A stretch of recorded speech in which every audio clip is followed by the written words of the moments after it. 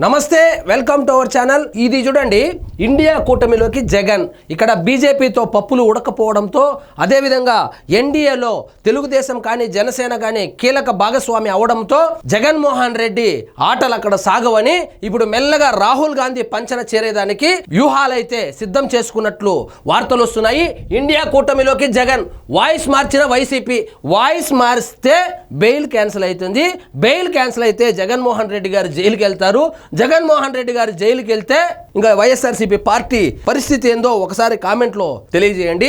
వక్త్ చట్ట సవరణకు వ్యతిరేకిస్తున్నాం, అసదుద్దీన్ ఓవైసీతో ఏకీభవిస్తున్నాం, లోక్సభలో ప్రకటించిన మిథున్ రెడ్డి హాట్ టాపిక్ గా మారినటువంటి వైఎస్ఆర్సీపీ డెసిషన్. సో వక్త్ బోర్డు బిల్లు ఏదైతే ప్రవేశపెట్టినా నిన్న పాస్ కూడా అయింది లోక్సభలో, కానీ పాస్ అవుతుందని తెలుసు ఓటేయకుండా ఆబ్సెంట్ లిస్టులో సభ నుంచి బయటకు వెళ్ళిపోయి డ్రామాలు ఆడడానికైతే మళ్ళీ జగన్మోహన్ రెడ్డి గారు పెద్ద డ్రామాకు తెరలేపినట్లయితే తెలుస్తోంది. ఇవి చూడండి, కేంద్రంలోని ఎన్డీఏ సర్కార్ తీసుకువచ్చిన వక్త్ చట్ట సవరణ బిల్లుకు వైసీపీ వ్యతిరేకమని తేల్చి చెప్పింది.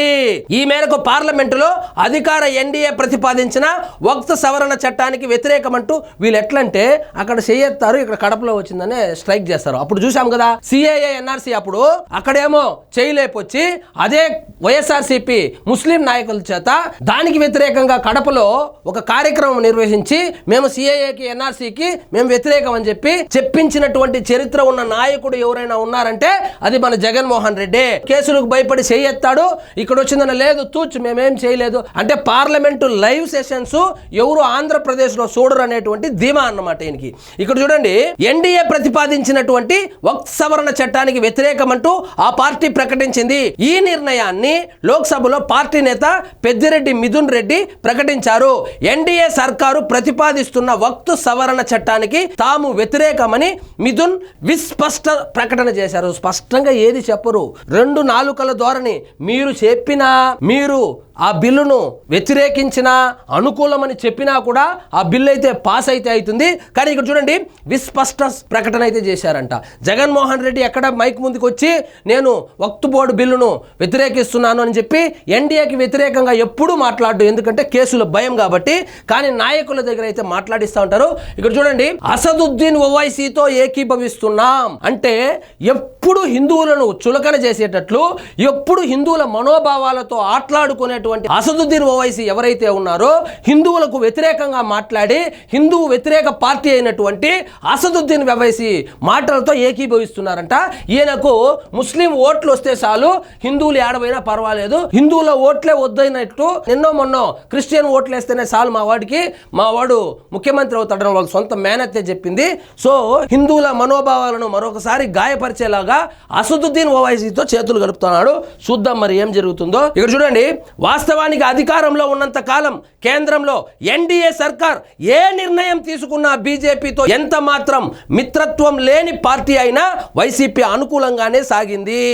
అప్పట్లో అధికారం చేతిలో ఉన్నప్పుడు, అప్పుడు లోక్సభలోను రాజ్యసభలోను ప్రభావితం చేయగలిగినటువంటి నెంబర్ ఉన్నప్పుడేమో చేతులెత్తి, ఇప్పుడు డమ్మీ పీస్ అయిపోయిన తర్వాత ఊరికే వచ్చి నేను అసదుద్దీన్ ఓవైసీతో ఏకీభవిస్తున్నాను, వక్త్ చట్ట సవరణకు వ్యతిరేకిస్తున్నామని చెప్పి డ్రామాలు అయితే ఆడుతున్నాడు.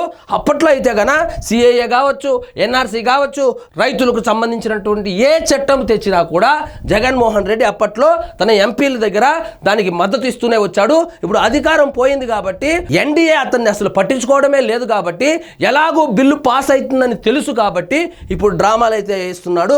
ఇవన్నీ ఆంధ్రప్రదేశ్లోని ముస్లింలు కూడా గమనిస్తున్నారు కాబట్టి ముస్లిం డామినేటెడ్ ఏరియాల్లో కూడా చిత్తుగా వైఎస్ఆర్సీపీ ఓడిపోయింది. అక్కడ ఒక విధంగా, ఇక్కడ మరొక విధంగా రెండు నాలుకల ధోరణి ప్రదర్శిస్తున్నటువంటి జగన్మోహన్ రెడ్డి యొక్క నీచ రాజకీయాలు ఎప్పుడో ముస్లింలు అర్థం చేసుకున్నారు కాబట్టి ముస్లిం డామినేటెడ్ ఏరియాల్లో కూడా, ఉదాహరణకు విజయవాడ పశ్చిమ తీసుకుంటే, విజయవాడ పశ్చిమలో బీజేపీ అభ్యర్థికి ఓటేశారా కానీ జగన్మోహన్ రెడ్డికి వేయలేదు. సో ఈయన డ్రామాలు ఎంత 1945 డ్రామాలు వేస్తున్నాడు. చూడండి, బీజేపీ నేతృత్వంలోని ఎన్డీఏ సర్కార్ తీసుకుంటున్న నిర్ణయం ప్రజా వ్యతిరేకమని తెలిసినా కూడా నోరెత్తేందుకు వైఎస్ఆర్సీపీ సాహసించలేదని చెప్పాలి. ఇక రాష్ట్రపతి ఉపరాష్ట్రపతి ఎన్నికల్లోనూ ఎన్డీఏ నిర్ణయానికే వైసీపీ మద్దతు పలికి అందరినీ ఆశ్చర్యానికి గురి చేసింది. ఉపరాష్ట్రపతి ఎన్నికల్లో కానీ, అదేవిధంగా రాష్ట్రపతి ఎన్నికల్లో కానీ ఎన్నికలు జరిగినా ఏ బిల్లు పెట్టినా ఎన్డీఏకి మద్దతు పలికినటువంటి వీళ్ళు ఇప్పుడు బిల్లు పాస్ అవుతుందని తెలిసి అది ఆపడం కష్టమని తెలిసి ఇప్పుడు అసదుద్దీన్ ఓవైసీతో చేతులు కలిపారు.